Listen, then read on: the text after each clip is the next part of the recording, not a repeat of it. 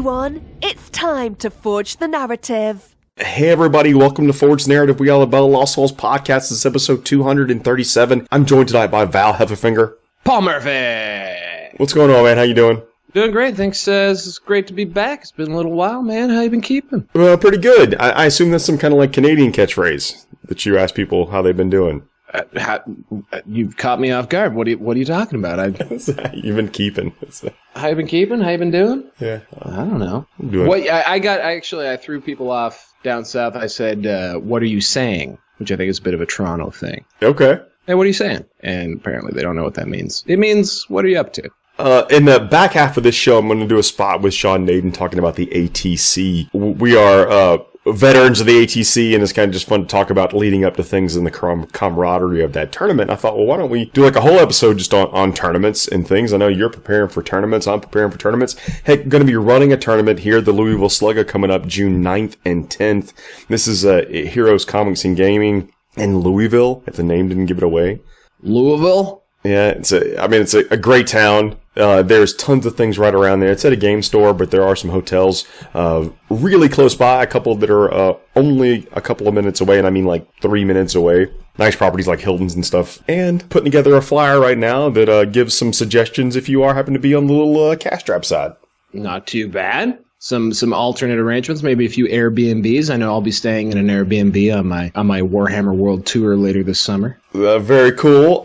Thinking about putting together kind of like a social activity on Friday night. We actually don't get started until about 10 a.m. Noon on the 9th. Noon on the 9th. So it's going to be like Vegas. Tournament starts at noon. So we're going to try to party it up that Friday night. Tournament starts at noon. When does the tournament end? That night, it will be fairly late. Talking about 10 o'clock range. Oh my! Yeah. So why such a late start? You guys? It's in the store. This is what the store does, and Okay. they're kind enough to host, and so I think that's not actually not a bad thing. I don't mind not getting up at the at the crack of dawn to play in a tournament. Hey man, you're either getting up or staying. You're either getting up early or staying up late. Either way. Yeah, if you're playing Warhammer, it's going to be a lot of fun. Yeah, we're gonna try to play into that on the for Friday night and have some activity. We like to party it with FTN.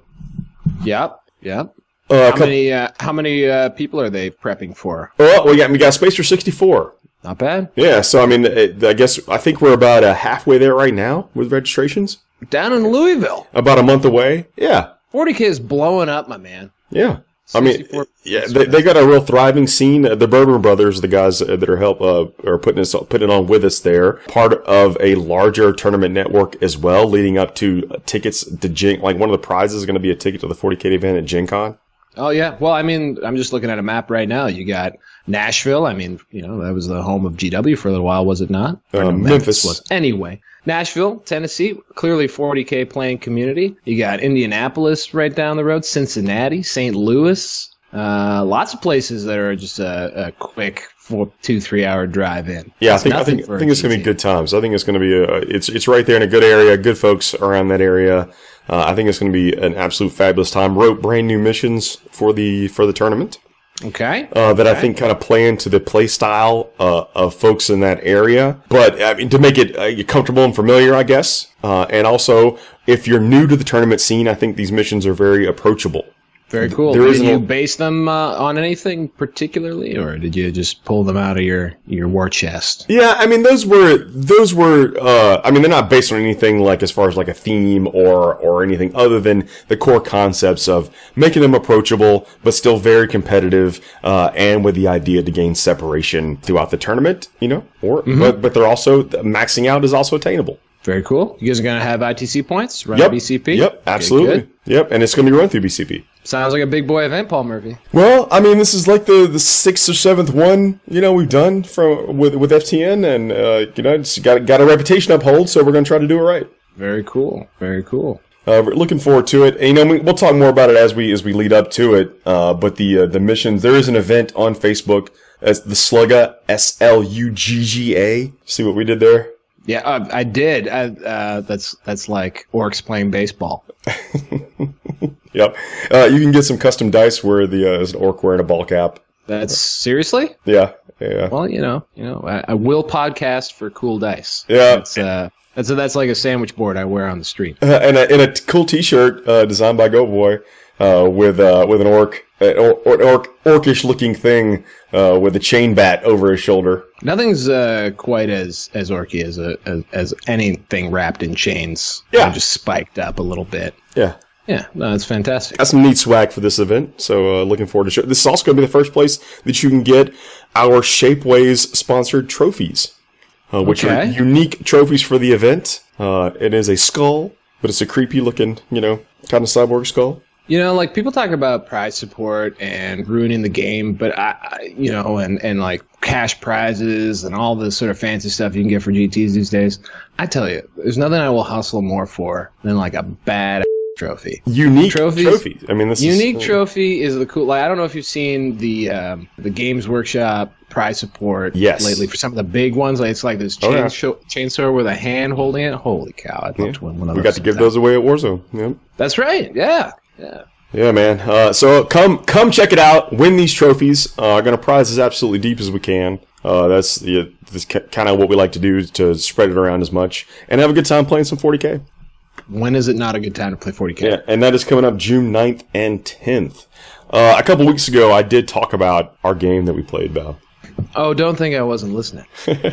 I heard. You know what? I thought it was a fair assessment. Given the outcome of the game, I thought you were very candid and forthcoming about how the game went down. I liked your recap quite a bit, and I had a blast. Thanks for having me. Oh, it was amazing. I mean, it was fun. It was definitely fun. But that's that whole kind of like we're in it to both have a good time kind of thing. That's what you encounter with most people out there in the scene. Yeah. And the people that came to the defense of the Maelstrom deck. Oh, really? Yes. I mean, they really showed their support about it and their stories about how this made the game fun for them, how this made the game transcend other obstacles they have in their environment, in their communities, about people wanting to compete, like play competitively. That having this deck was a tool for them to reach more people that did not like the alternative. And, what can I say about that? That's awesome. I think one of the unspoken things about the particular mission we played, I believe we played mission 6, which if I recall correctly, is you can score as many as you want, and we were drawing I think it was like 3 cards plus 1 card for every kill point you got.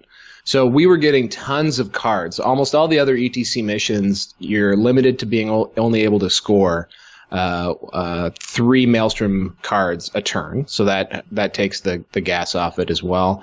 And usually you don't have a bajillion cards in your hands, so that particular one is a little crazy. But it also, I think they do that to balance against the fact that it's progressive scoring on the Eternal War objectives. So that was kind of what was going on that one. It wasn't a average experience, but that's sort of neither here nor there. I was just interested. I mean, of course, I was voicing my I don't want to say aversion, but like my strong preference to play a different way. Mm-hmm. But it was really cool to hear everyone else's or a lot of people's story about how that made it better for them, and I think that's just kind of one of the neat things about all these varieties we have to play the game. Oh yeah, I mean, Maelstrom kind of was one of my favorite ways to play 7th, which wasn't the most, easy to set up, an even Steven type game.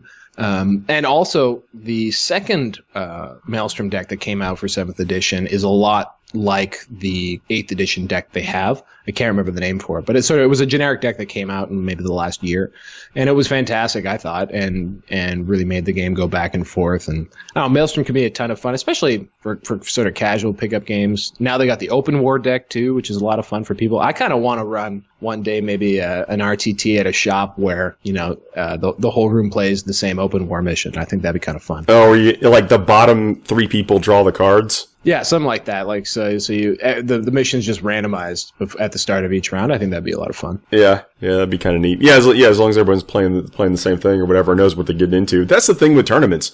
If you just publish what you want to do, how you want it to go, then people know it when they get there and they can plan for it, and everybody's gonna have a good time. Yeah, and maybe I'm spoiled by GTs, but I also see, the RTT, the 1 day 3-round event. I see those as great opportunities for experimentation, for trying out different comps, for just finding different ways to play the game that maybe could catch on and become a larger format. Like I know up here in Toronto, there's a wonderful gaming club called Hogtown 40k. It's the biggest sort of group of 40k gamers in our city, and we've got an RTT coming up. They've actually created I don't know, you might call it like more of a lore-based comp. Essentially, it's mono-faction, and they actually run the ITC Missions. I'll be TOing it in a couple weeks, but we're going to go down to 1,500 points, try and get the games in faster, and yet still have some, I guess you might call them more narratively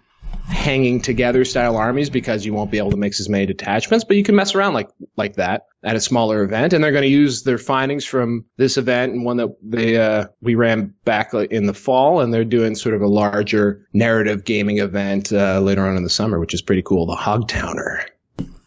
You kind of mentioned the fact that 40k is blowing up everywhere, and as you see you go into BCP and check out all the events that are there. Look at Facebook and all the events that are there.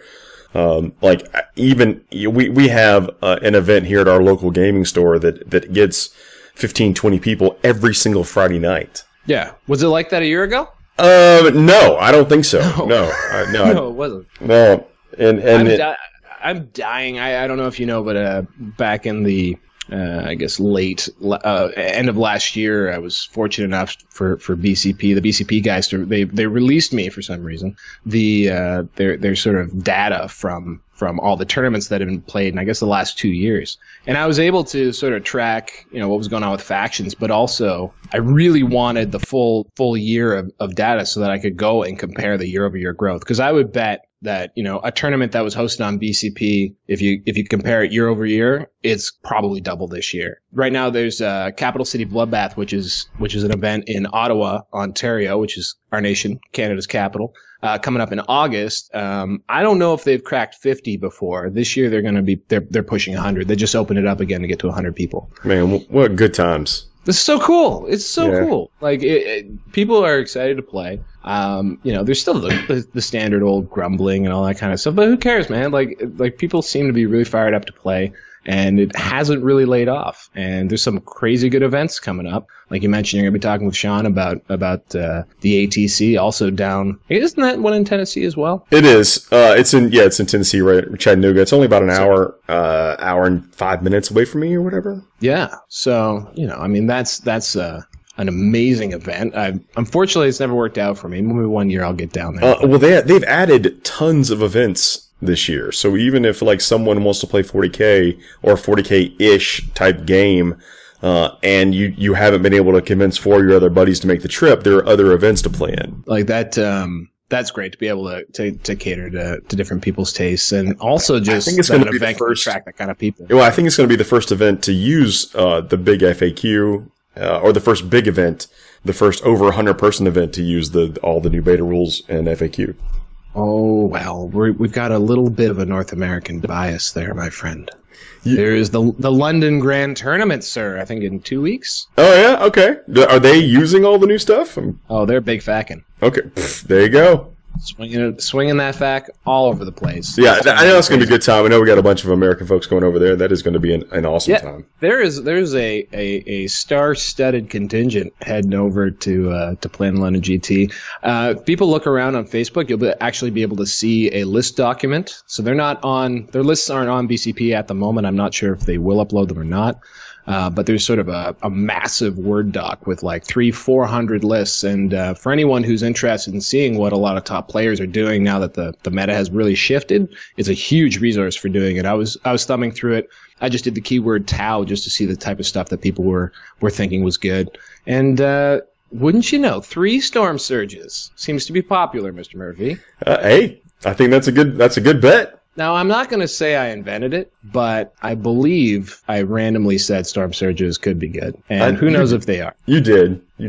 I did say that, and a broken clock is right twice a day. That's what they say. And who knows how they'll do. I'm really excited, actually, to see how this... I get the sense that a lot of top players are like, what am I going to do? All right, 3 Storm Surges. Yeah. I think that's kind of... I'm curious how that will work. And I mean, of course, the missions have a lot to do with how well that works or not. True. So, we'll see. And I know that, anyway, I can't wait to see how that tournament that plays out. I mean, there's going to be a lot of people and interesting things of the way they score that tournament. So, now looking forward to seeing the results. Speaking of overseas tournament action, the Grand Tournaments of Grand Tournaments is, I'm not sure at the time of this recording, days away. I believe the finals of the Nottingham Grand Tournament back at the Mothership is this weekend at Warhammer Fest. That's cool. So those guys, so everyone who's upset about how long it took for the FAQ to drop, just so you know, Games Workshop itself is running a tournament without the big FAQ because they well, that's where they get in like their release schedule. I remember there was on the 8th edition launch day, there was the finals of a 7th edition tournament. Oh man. Well, this one is a bigger, I don't know. Being played in Warhammer World. while like the biggest news that's just awful. Yeah, during the 24-hour stream, there is a 7th edition tournament going on. Day of launch day, I had an 8th edition RTT. It was just a group of friends. We did use someone's condo room, got a couple tables together. It was like a 12 person tournament. Jeff was there. Jeff Osborne? Jeff Osborne, the favorite Canadian of the podcast. Fellow runway kid? That's right. I actually beat him in the final of that one. It must have been your lucky day. I think it was. Did you both apologize to each other and then go have a beer? No, not at all. Not at all. It was a knockdown, drag him out affair. It's fantastic. It was very polite. That's right. It was very polite, but I mean, this is a gentleman's game. Right. Well, and also before we jump too far off topics, I want to go back to the fact that we're talking about like tournaments that are on a little bit of lag compared to what their release schedule is. Like if you've got you have to be responsible to the people that are coming and playing in your event. That's it. And if you've got a series like with the series of heats, like say that the Nottingham tournaments have done, or grand tournaments, is that there were people that were competing over the course of those heats with the same army, and then to completely flip the rules on them, that's life, right? Playing 40k or playing 40k in Games Workshop games and whatever. But as the actual tournament organizer, you have to be considerate of the folks that may not be able to change things in the time frame when your tournament's already scheduled. I'm going to be vintage Heffelfinger here and just completely contradict you on this one because they have actually rolled with most rules changes. And if I'm not mistaken, anything that's been released as far as a book is concerned is good to go as far as the GTM. I just think as a general concept, these are things you consider when you're running a tournament. As a TO, I personally would not enjoy being in that position, but at the same time, I suspect, like for example, the biggest event that I've been to in recent weeks was the Can Hammer Team tournament of I guess 2-3 weeks back. And they waited as long as they could, but they wanted to cut off the list so that everyone could check everything. And they actually didn't wind up adopting the FAQ. And that was about 3 weeks after it dropped. So I don't know. I think a lot of events, if they can do it, they'll do it. I mean, ATC last year, what was that, like 3-4 weeks to switch over to 8th edition? That was an interesting time. I mean, it was like 3-4 weeks out. And I think that we all kind of came to terms with like, no one's going to want to be playing the edition 4 weeks out. 100%. Like the previous edition. Like no one's going to be wanting to do that. No. We say we do right now, but that second week, there's no looking back. It's like a Big Mac that for some reason you forgot about for like 45 minutes. It's over. You missed this. You've time missed to move it. On. Yeah. The golden hour is gone. Yeah. So, but I think it was the right idea. And look at look at the heat that people brought to ATC last year. I mean, I'm not saying boots on the ground was a reaction to the ATC, but it came right on the heels of it. Yeah. I think as far as Index 40k goes, those lists were pretty optimized within a couple weeks. So that speaks to the caliber. We talk about this in the back segment, about how I call them degenerate lists. And then, and Sean comes in with that they are fringe lists that become great, because of the format of the ATC, and that's actually the truth. Is but that's that's part of the style of the event, is you're trying to create these like mismatched. Absolutely. But it was, last year again it was brutal. But that's kind of one of the ways you win the event. So. One of the things actually last year, I guess, was probably before I was really getting a beyond shows and podcasts. But one of the things I was kind of freaking out about was that I knew that as a tournament player that what the team game does to lists, and it pushes you to extreme builds because you're looking for trump cards, you're looking for matchups and mismatches, and so I knew that ATC was probably not representative of a singles list. Like you might get a few gatekeepers out of those, but they're not going to win a singles GT. I guess Storm Ravens did come ahead in a couple smaller GTs, but not really. They weren't winning everything all the time. And ETC, same thing. So the first two major events that happened immediately after 8th edition were these really meta skewing events that I don't think generate lists that are representative of what actually works out in your average GT or major. It's a totally different ballgame. So I was worried that it was going to really turn people off of this awesome new edition, and of course it didn't happen. But so I think don't think the sky's falling if you guys see a bunch of wacky stuff coming out in the summer, people doing weird stuff with whatever is spammable these days. I think they are unique animals, and you can definitely take inspiration and round out those lists, but they aren't going to be ready to go for singles play usually.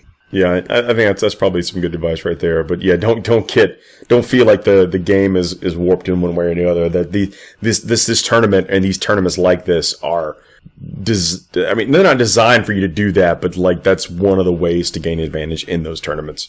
And I will also, if I could just say one more thing about it, I think people see the team game lists in a vacuum, and they say, "Oh, that's gross. I would never want to play those lists. That's stupid. I wouldn't want to do that."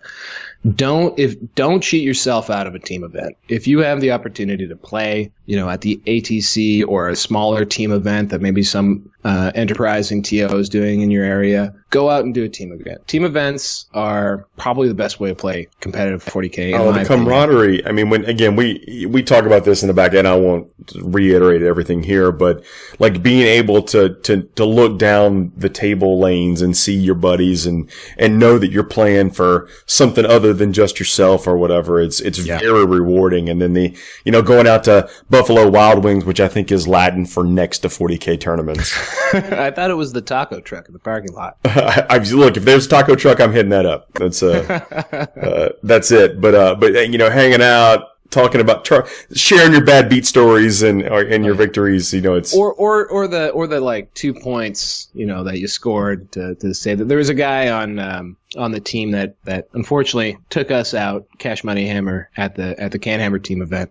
And there was a guy, so his team captain was telling the story, and he got 5 points in the entire tournament. It scored 5 points, and those 5 points won one of their rounds. And so nice. He was playing pure Custodes and had 2 Land Raiders in his list, and Jared did not do the best, but those 5 points came up huge when he got them, and he turned the tide for a particular round. And that's the kind of stuff that happens in team tournaments, right? Absolutely. So sometimes the punching bag just has to not get punched one fewer time, and it's all good to go. Yeah. So what's the next big thing that you're getting ready for? Well, I'm almost reticent to say this, Paul Murphy, because approximately 1,000 kilometers to the north of you on the same weekend as the Louisville Slugga, the June 9th and 10th, I'll be at the Beef and Wing, which is just north of Buffalo, hence Beef and Wing. It's a great event put on by those guys. I think they do an event over in Rochester as well. Oh, Du Bois. Yeah. I think it's the sort of the same crew. Maybe they're not, but they're close to each other, so I'm just going to go with it. And it's looking to be a very large GT. Hopefully, gets to major size. It's in a hotel. It's not in Buffalo. It's north of Buffalo, very close to Niagara Falls. You can do some sightseeing. But if you ever want to check out Western New York and can't make it down to Louisville, this is a great opportunity. I'm really looking forward to it. It's gonna be a lot of fun. Oh, neat. Yeah, it's a full ITC event, so they're doing the ITC mission pack, ITC points. We'll be all up on Battlescribe. I'll be hopefully tuning up my ETC list if I can get the models ready for it, because these guys also care about the hobby, so they got a lot of focus on hobby scores. There's going to be a ton of prize support for that as well. You do have a painting requirement, which is another amazing thing now that 40k is popular. People aren't suffering armies of gray plastic at the GT level anymore. I'm loving it. So yeah, there's a hobby requirement, but definitely the best general will win. Awesome, man. Being on the hobby requirement is something we beat the drum about. We use the term forge the narrative ironically sometimes. What was it you said? Forget the narrative? Right. But, we take the game very seriously, and part of that is just having hobby on your models. And that's why we have a hobby segment most weeks, is to basically show that it's attainable to get some cool looking figures. And part of that, it's like when you're telegraphing to your opponent that you're there, you mean business, right? But you also respect what's happening. Hey, 40k is the pentathlon of geekery, and a key element of it is the fact that we do care about the aesthetics of this game. You lose the cinematic quality, the imaginativeness kind of goes away. I mean, ultimately, you could play this game with a roll of nickels and a couple of AA batteries. There's nothing that says you need to play with these models, but it is such a key element of the game. So yeah. having a beautifully painted army represented on the table is nice. If I can even say that, even if it's not beautifully painted, you can tell when someone tried. Oh, and that to me is beautiful, man. Fair enough. I would never disparage anyone who's given their best effort and has spent the time to paint their models and apply some technique. That is pretty awesome. However they got there, we're all going to be limited in our skill cap in certain elements of this hobby, right? So. You can just tell when someone's trying their best, and somebody, those guys, they always have like a character model that's got some kit bash or whatever. I can't convert in the truest sense, but I can kit bash, and I don't mind blending parts of things, and I can make things kind of look cool and unique. With that kind of stuff, and so there's 1,000 different ways to telegraph that you just respect the process and respect the game, respect your opponents. Yeah, for sure. Yeah. So, but yeah, hobby. Stuff is just attainable. We talked in the last episode. We actually talked about one of the finishing moves we had was from the White Dwarf. Like the White Dwarf is getting better about like showing all the steps in the painting. Yeah. And they've got 2 or 3 paint articles in every single issue, and they actually show you every single one of the steps. And then the daily tutorials, are just the quick tips, the daily tips they've been doing on YouTube and the Warhammer Facebook page. Absolutely. With, Duncan and Peachy. And it's all just attainable stuff now. And the products do a lot of the work. I won't, beat the drum too much on the hobby, but, I don't want it to ever not be recognized that we care as much about that as we do about winning tournaments. Well, let it be recognized that I was painting up some Shadespire minis, and I used their paint app to just do the Paul Murphy paint by numbers, which you talk about, and it got me a really nice result. I've got a very These your dwarves? No, these were the Stormcast Eternals, but they turned out just fine. It was great, and I didn't feel any stress trying to figure out how to paint it, because I haven't painted a fantasy model in a long time. Actually, it was really nice. Lots of belt buckles. Change up. Apparently, a lot of not on the Stormcast so much. Actually, it's like I also don't really paint Space Marines. I'm a Xenos guy for the most part. So it was nice to paint up those Stormcasts, and I just followed the instructions on the paint app. The Shadespire, the Warhammer Underworld Shadespire is also maintaining popularity. That game is basically perfect. That is a statement. I mean, it checks off all. I mean, imagine, okay, and this has been talked about, since I did that episode recapping the Maelstrom stuff. But imagine if the deck building made its way into 40k. You were. Yeah, I was just going to call that back, because I really loved that concept of building your own deck of Maelstrom cards, or even just some of the other elements. Think of if you had a deck or a limit on how many stratagem cards you could bring to a game. I think that would make a difference. I think that'd be pretty cool. Any place where you can add economy to the choices you make in a game, the more tactical your decisions become. So I would love, and I think that's really what Shadespire does, right? So because it takes it has the deck building element to it, but it removes any choices about models, aside from the team or the squad that you bring. You are limited, although the deck itself is an increasingly complex series of choices that you can make with what you bring. It does really force your choices with the limitations that it places on what you have to work with, and that comes right down to the table, the game board you play on. There's so many things about it that just really elevate and make every decision important. The fact that there's 12 activations total, am I right? That's the most you can do. I mean, there are ways to, I don't want to say cheat it, but there are ways to game it with the various factions and other cards and that kind of stuff. Sure.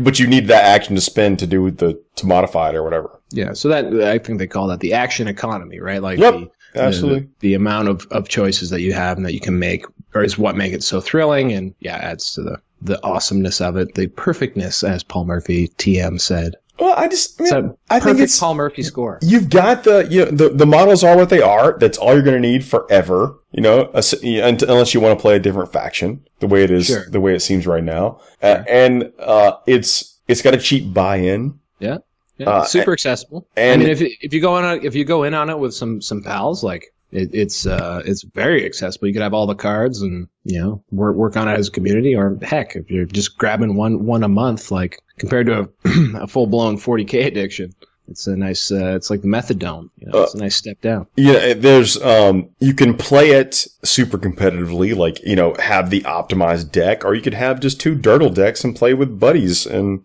now earlier you asked me about a use of a term. I have never heard of this dirtle that you speak of. You're basically just kind of piddling around, and maybe you score some points, maybe you don't. But it's at least you're both you're both putting in the you're both playing with like starter decks essentially. Yeah, all right. Like if you were playing with Magic, you both opened the intro pack and you're both playing. And I remember that magical day myself, riding down to the comic book shop on my bike, $20, buying a starter pack. It was, I don't know if it was worse, what was worse, starting Magic or starting smoking, but they both started with a pack that cost about $20. There you go. But that's why I say it's about perfect, because you can play it at any skill level, and it's very accessible, and the game plays fast, and you could play 10 games in a night if you wanted, and you're never going to regret it. Yeah. The only problem for me is although it does take less time, it's time away from 40k. Well, a lot of these 40k events are starting to do companion Shadespire like events and Grand Clashes. A little something on the side. Yeah, so you throw your models and the tiles and the cards in your case because they'll fit. Oh yeah. And you've got 2 events in the same airline travel bag. Absolutely, unless you're playing orcs, in which case you should probably still have 2 bags. Yeah, you probably do. But I'm really excited, especially about all this stuff coming up. Like we said, we got these events coming up in June.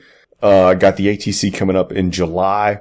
Now, July, we're looking this far ahead of July because there's a super special thing that I would like to say. Yeah, let's close out with this. So I'm gonna plug something here. It's the Tabletop Gaming Expo, and the reason why it's super special is that this one is in Toronto, the T-Dot, the 6, as Drake says.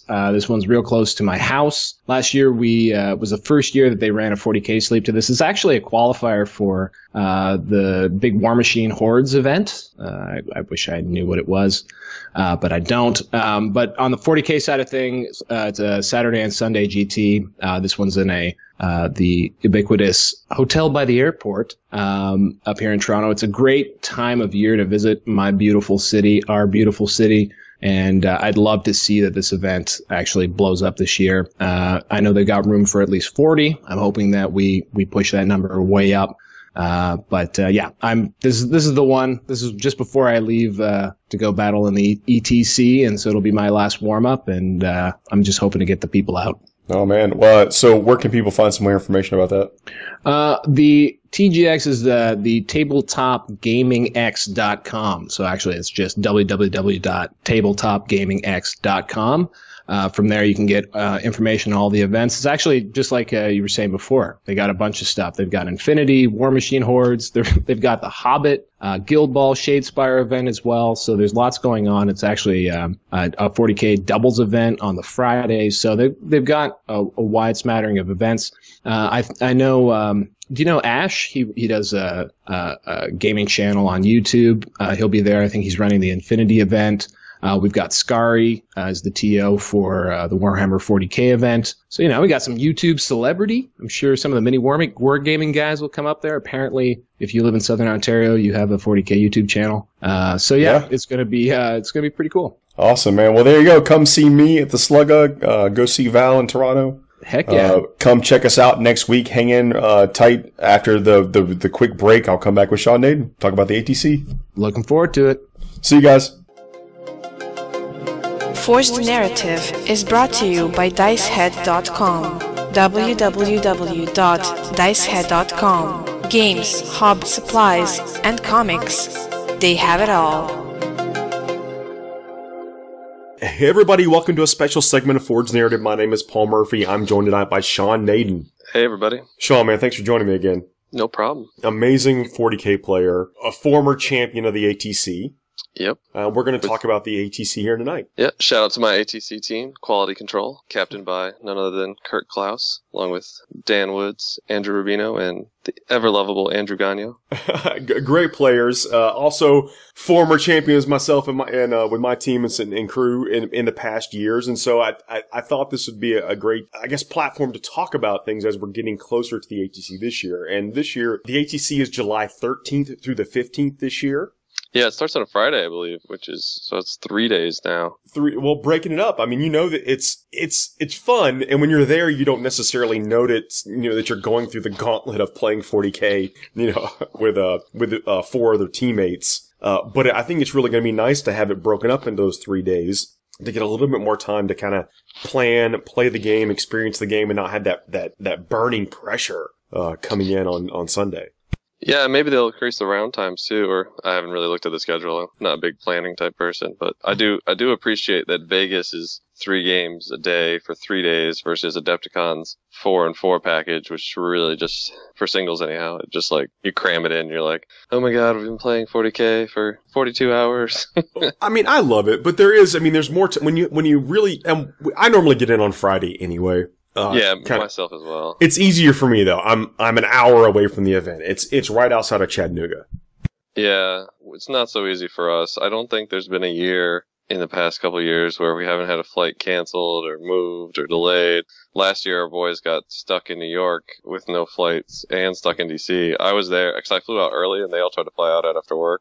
And then all their flights got canceled, and they actually drove through the night and got there just in time for round 1. Well, I mean, we talked about this before, but one of the challenges of a team event is just making it with your entire team. Yeah, for sure. I mean, that's one of those things. Now, not everyone has like flight troubles, but when you're dealing with just people and the schedules and things that can come up, there are a lot of things that could make it kind of a bumpy road leading up to tournament day. So if you show up with like all your team on day 1, you're pretty much ahead of maybe 10% of the other teams. But on the same side, if it was a singles tournament, I feel like people would be more likely to be like, something came up or whatever. It's alright, I just won't go. But with you'd be letting 4 or 5 other guys or girls down if you bailed. So I think at the same time, once you commit to the team, it at least drives you forward to like showing up. Agreed. I mean, you're in it. I mean, especially when you spend all this time talking about army lists, building the list. Yeah,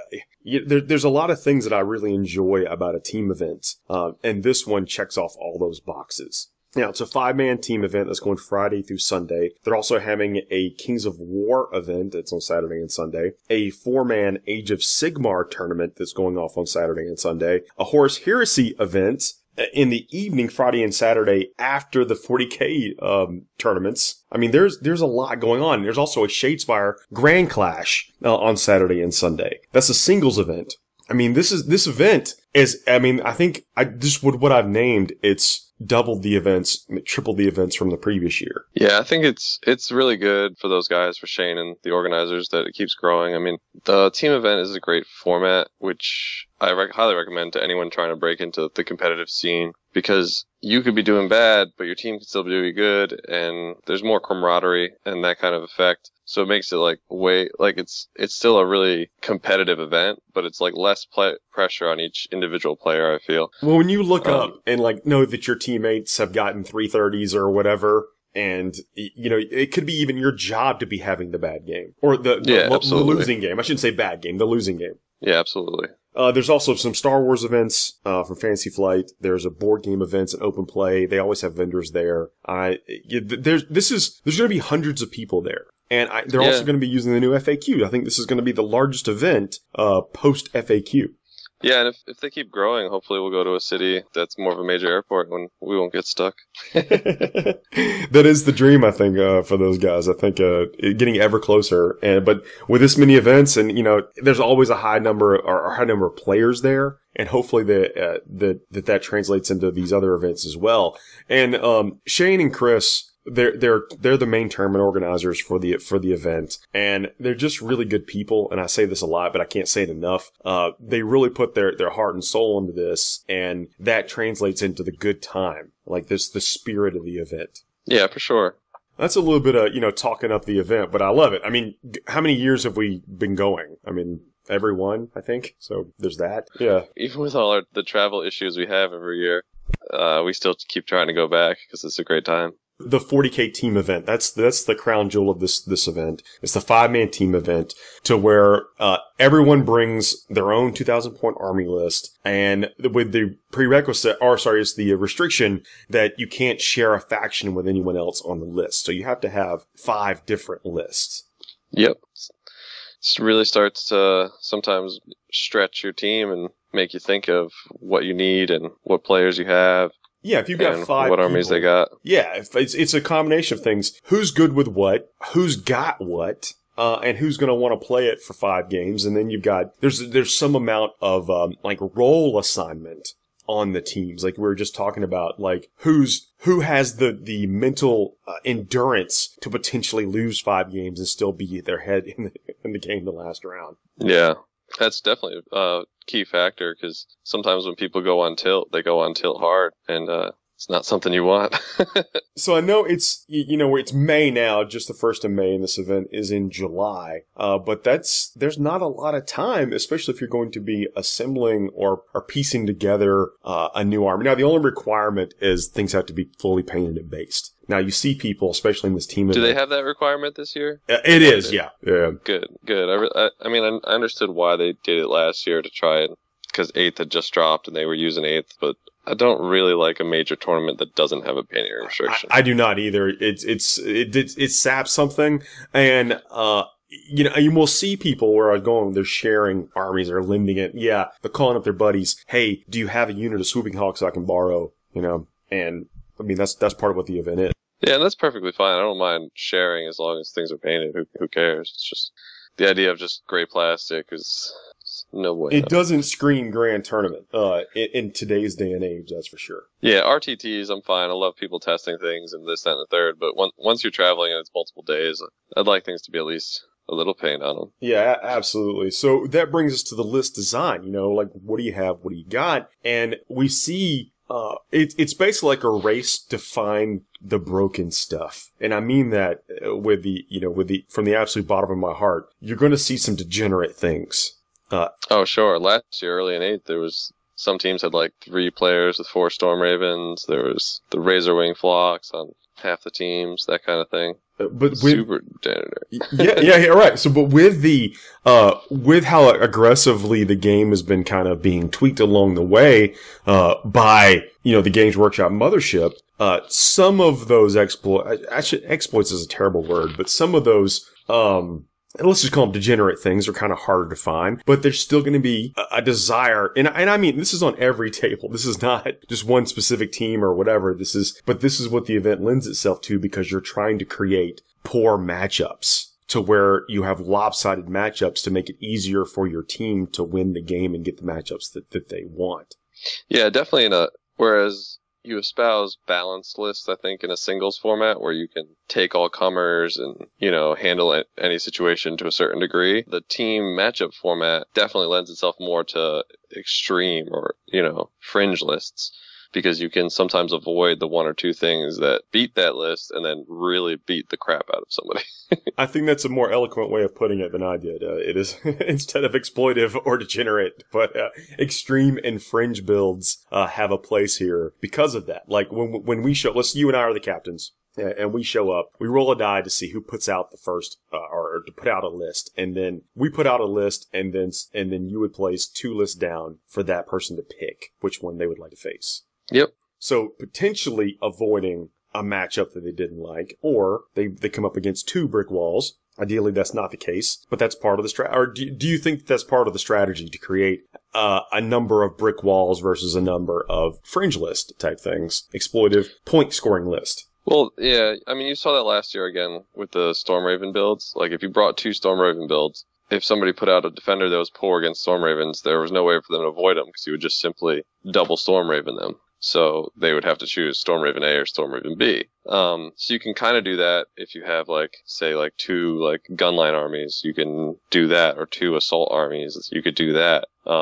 You can force matchups in that way, or if you know that they don't want to play against the Eldar, you put the Eldar in something, and they're going to pick that something, probably. Yeah. So there's definitely strategy to matchups and trying to force people to pick poison or steer them away from other things. I think that's what you want to do, is you want to put them in those situations to where they are choosing their poison in the most I guess the truest sense. Like, if you give them an out, if you put up a list to where one of them is obviously better, they're going to make that choice. Mm-hmm.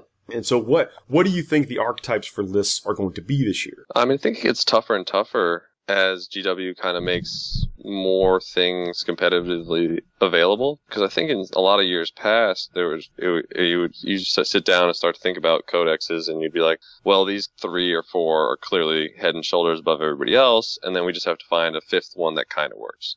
Whereas I feel like right now, you could probably go with a bunch of different 5-man teams. So I feel like there might be a lot more diversity this year than in years past. Do you not think there's a top 5 codexes right now? Or our top 5 builds right now, I guess?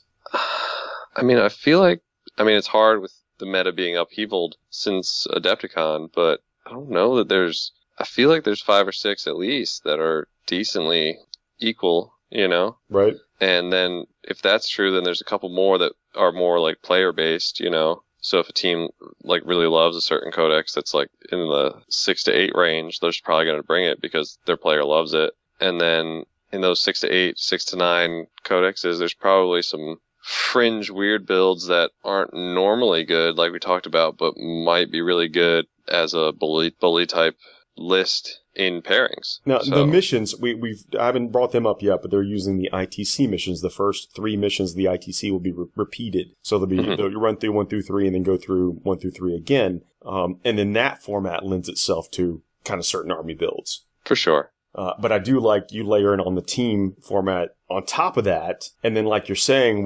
there's probably 7 to 8. There's more available builds out of the books that we currently have. That's not even saying what will be coming out in the next couple of books or so before their cutoff comes out, that are viable. And if you're even there on the fringe with what you consider a borderline power build, I guess, there's still a place because of how the matchup system works. Yeah, absolutely.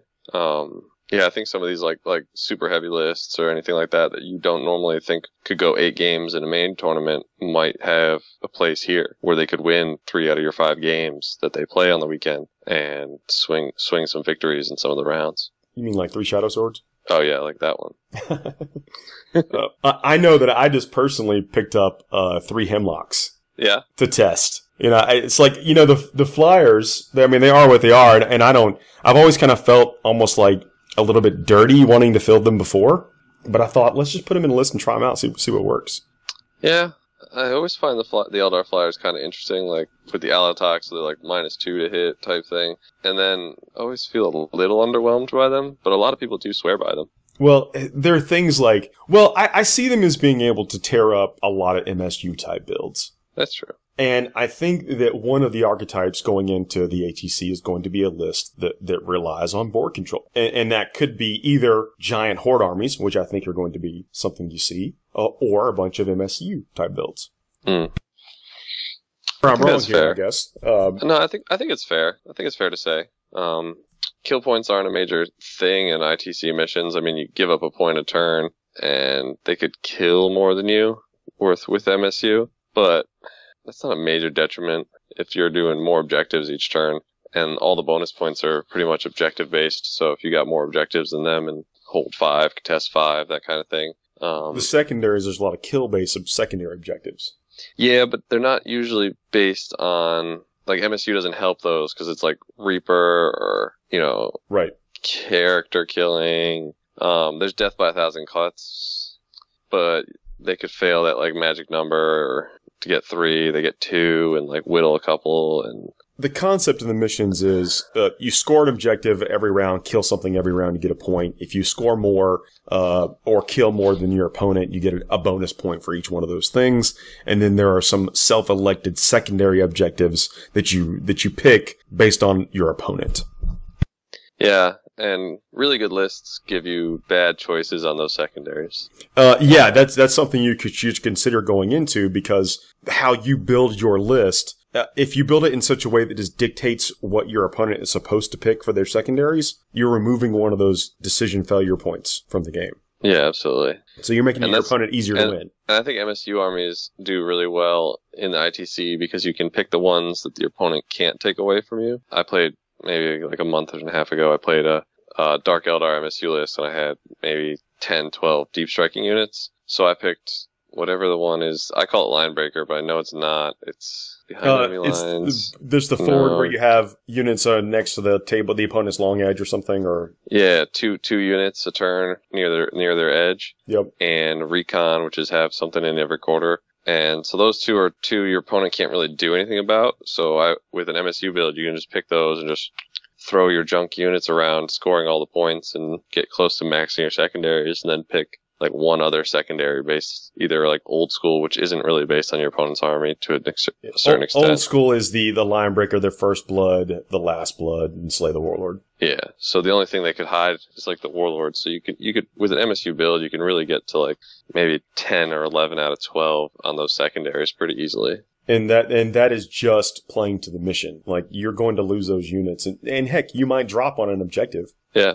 For sure. And depending on what you bring down, you might be able to pick up a unit or two. So you're going to be scoring points incrementally, but you're essentially guaranteeing yourself secondary points. Yeah. Do you consider something like that? Now, I know that the attacker and defender roles don't mean the same as they used to.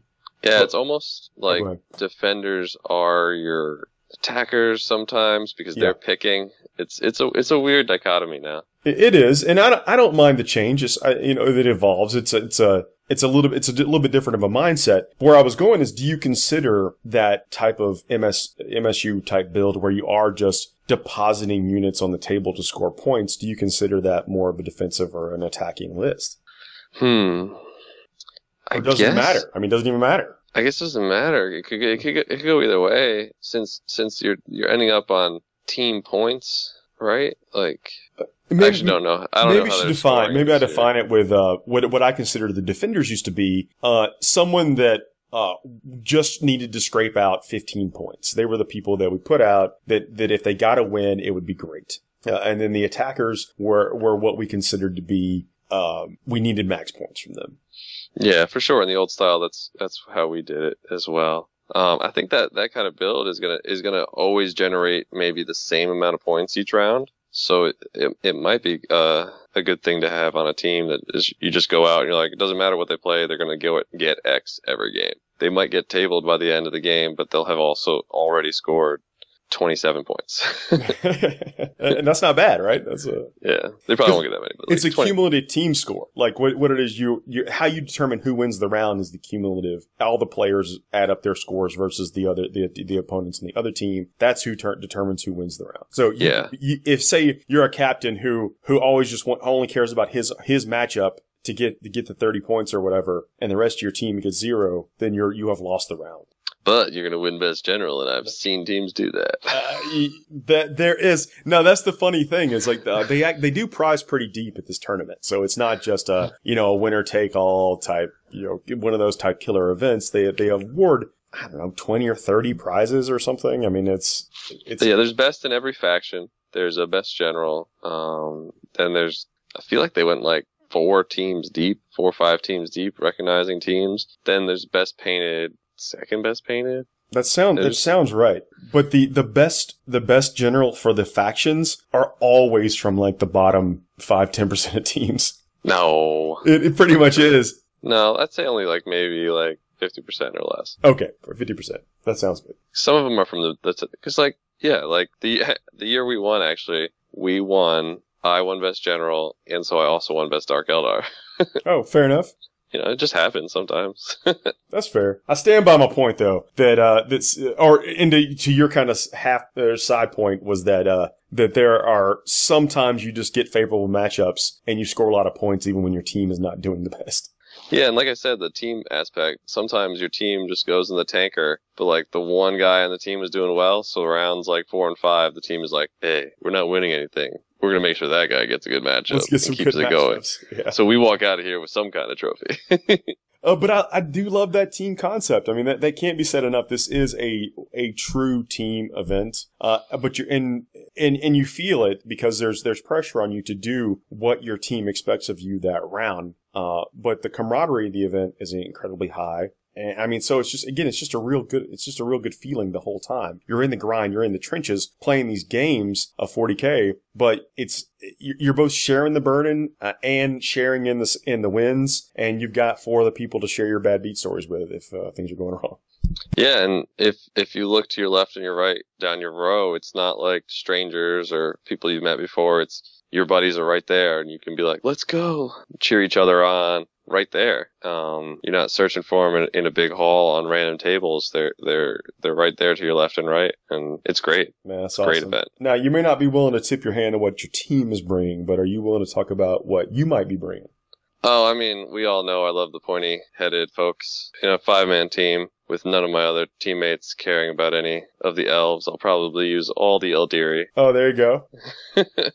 Yeah, I'm thinking the same thing. Right now, we keep Eldar were my first army, and I love them, and I bring them out every now and then. I might bring them out for the ATC. But I got one guy on the team who keeps trying to steal the Dark Eldar. Like, come on, man. I need a cheap troop choice.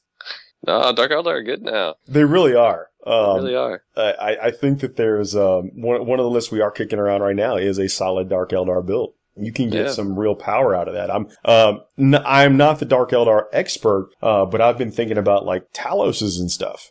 Oh, I own 8. I mean, I think that in an environment to where you do get some influence into your matchups, Taloses with like a 4+ invulnerable seem like really good. Yeah, they're solid, and they gave him back Fly. Yeah, that's pretty interesting. They lost it for a couple editions, but everyone thought they still had it because they come on flight stands. Flight stands, right? They float around. So people are like, "Oh, they have Fly, right?" And I'd be like, "No, they don't have Fly. It's really dumb, sad." But that was my big takeaway from the new FAQ. Taloses have Fly. Now, we talked about, the Boogeyman, right? I don't even know if it's still the Boogeyman, but the Yanari, that's kind of what we're talking about right now is various forms of Eldari, and they're very aggressive power. Do you think that there's builds out there for things like Necrons and Tyrians? Oh, sure. The Boogeyman Necron list that floats around the interweb is the, triple Tesseract Vault? That's what I keep hearing about. Mortal wound generators, I guess. Yeah, I had to play someone with like a single one, and it was like tearing into my character, my poor characters. Yeah, just move floating over there and zotting them, or what? Yeah, like it has their a bunch powers of, are in the movement phase. It's not even in the shooting phase. Yeah, there's a bunch of like AOE, like mortal stackers. And he only had 1. I feel like if he had 3, I would have lost all my characters like turn 1. Brutal. If you go with something like that, though, how do you score with the objectives? Like, how do you compete? And let's say you're going one of this. How do you compete? How do you with Necrons, for instance? I'm not putting you on the spot. I don't know how acquainted you are with the Necron stuff, but with something like that, say you were going with 3 Tesseract Balls, what do you put in the rest of your list? I actually don't think there is much left to that list. Just a bunch of scarabs. I don't even know if you can afford scarabs. Take the spearheads with a... Maybe. What's the spearhead? The spearhead's the heavy support. Whichever one's the fast attack, and just take scarabs. Outrider? Outright. Yeah, that sounds right. Yeah, because I think you have to take the Deceiver, right? So you can throw the Tesseract bolts forward. Yeah. He's an elite. Turn 1. Is he? Yeah. Yeah, so you need him, so then you need some HQ, and then I guess some Scarabs, but yeah. I mean, I'm not very acquainted with Necrons. I played them a couple times. I think Destroyers are pretty good. Destroyers are awesome. Destroyers put out so much firepower. Yeah. If you ask me, and then being able to if you got a guy who rolls lots of 5s, that's your army, I think. Fair and valid. Yeah. I was joking about Tyrians. Tyrians are also very strong right now, I think, and I think they get even stronger in a format like ADC. Yeah, I think a bunch of people are maybe a little hurt because of the Flyrant build, but I was sad that people had reverted to that anyway. With how much better they made so many other things in Tyranid Codex versus all in the past years. There's a lot of layers of things you can do with Tyranids. Yeah, they're like onions. Yeah, they are like ogres, and yep. But you're able to stack up some really flavorful things in the Tyranids. Yeah, I feel like Tyranids are one of those books where you could take like almost one of like everything, and it wouldn't maybe be the most efficient, but like it would still be pretty good. Well, I think that board control is going to be big at the tournament, especially with all the objectives and then a little bit of attempting to point deny. So if you can make a bunch of, let's say, 19-man units that are also resilient, then you're probably going to win some games just on the back of that. Yeah, which may make like orcs or anything like that good, because orcs are just like big bricks of dudes. Yeah. Do they have a way to manipulate morale? Yeah, don't they like leadership like 20? Oh, that's right. The mob up rule type or whatever it's called now. Yeah. I think they're like leadership is based on the number of guys they have still. Yeah. Around them. Yeah. I think it's around them. So it could potentially be a lot. I'm not sure. Yeah, so it's a lot. That's a good point. Man, yeah, we have just like, there's like 10 codexes you can pick, or 10 lists you could pick from.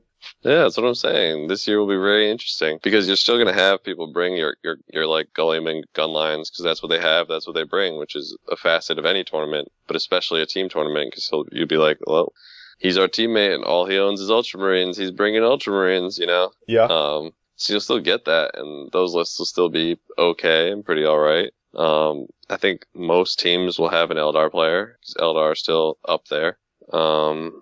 Chaos will be around on every team, I think. Chaos is interesting because of the way, like, there are, 4 Chaos Codexes? Yeah. So you could maybe squeeze 2 armies out of Chaos. Yeah, I think you definitely can. I think that, what do you think about, like, Magnus and 3 Demon Princes? Is that a list? Is that something that people could build around? I mean, these are models that people have because they're gorgeous models. Yeah, I think that goes again into your team format stuff, whereas in a singles event, Magnus and Mortarion are very much liabilities. You're going to run into the games or against players or lists where they just can flat out deal with Primarchs. But in a matchup environment, maybe if you're running Morty or Magnus or both, now you can control those matchups a little bit, avoid the Shadow Sword players, avoid this, and get into some things that they just feast on. That was one of the coolest things at the Adepticon team tournament was just Mortarion only died the first round once. He was able to actually do some things. I was very happy to see that happen. And I think in singles they had become liabilities. Yeah. Absolutely. Yeah, because everyone's going to take it. But when now it's a different format, but like in a team tournament, you make different list decisions. And this tournament is no different. Like, you're not playing with a different, like, four-sword chart or anything like that, but you are going to be making decisions, based off of, with some of that matchup in mind. And I actually do think I don't want to be 100% quoted on this, but I believe they had a further restriction where only one member of the team can take a Supreme Command detachment. Yes. So that again goes into some list design because I feel like not everybody, but there's a lot of players that's one of the detachments they bring. Yeah, especially, go back to Tyranids and stuff with the Trip High Tyrants and things of that nature. That really, if you're banking on doing something like that with multiple lists, you got to kind of rethink that. But we're all going into it with the same restrictions and format. Oh, sure. That's what I talk to everybody when any rules change happens. Well, or like people that were complaining about the new FAQ. I was like, but everybody has to play by the rules, so don't worry about it. Yeah. If everybody's hurt by the new Deep Strike rules, then don't worry about it. Everybody's hurt by it. My poor Blood Angels. It's I feel like we were singled out. No. Oh, I know that it wasn't, but I'm telling you. But I also share that. You just feel it. It's just a punch in the gut. But that's the nature of the game. I would rather have a game that is more fair for the majority than anything else. Yeah, and change is good. Something that happens with like the old long release cycles and lack of change, the meta can sometimes get stagnant to the point where like you're like, oh, this is the meta. It's firm. And if a new codex came out that was bad, then it wouldn't even shift the meta at all. That's a good point. I think, like you said a few minutes ago, I think this ATC is going to be really exciting. Like once the list gets published, I love it just to be able to dive into them and just see what people have. Oh yeah, that's one of my favorite parts is that the lists have to get turned in early and are locked, and then everybody can see them. When they do that, I think it's amazing because then you just start thinking, oh, how do we match up with this team? How do we match up with that team? Then you start looking at all like the big teams, like Team Happy, who's on a three-year winning streak, or this team or that team. And you're like, oh, we play these guys every year. What are they bringing? You start running algorithms and oh yeah. No, I do. I love it, man. I leave that algorithm stuff to Kurt. Yeah. You just show up and spam wins. Yeah. Well, that's fair. I mean, that's good. Now, can I touch base with you as we get closer to the event? Like maybe sure, absolutely. Get some of your list planned, and then if there's anything that you feel like comes up that alters the landscape of what we might see there. Yeah, like a sneaky orc codex popping up. I don't know if we'll be that fortunate to see a sneaky orc I don't codex. think so. But Harlequins, we'll probably see them. More pointy ears for me. Well, I mean I think that's I was already considering possibly even a solitaire in the Eldar list. Oh, I've used the solitaire in almost every game I've played in 8th edition. Oh, really? So, I mean, you like him then? Oh, yeah, I love the solitaire. He's great. Yeah, I think he's basically like a heat-seeking missile. He's a little harder to fit into the list now that I have to take a whole detachment of Harlequins, but maybe not with the Codex if they get some points drops and some other good options. But no, absolutely. I love the solitaire. I have since the 8th dropped last summer. Man, that's awesome. Well, dude, yeah, thanks for coming and chatting with me tonight. And let's touch base in a few weeks or so and see how things are going. Sure thing, Paul. Have a good night.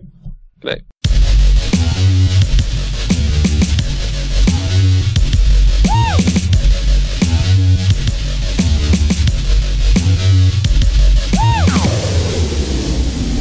I'd rather kiss a Wookiee.